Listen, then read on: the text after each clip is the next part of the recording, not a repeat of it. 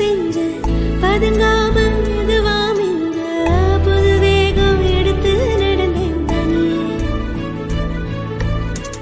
உருவத்த நிழலா பிடிச்சு உறவாக கனவுல படிச்ச உனக்காக நெசமா துடிச்சேன்.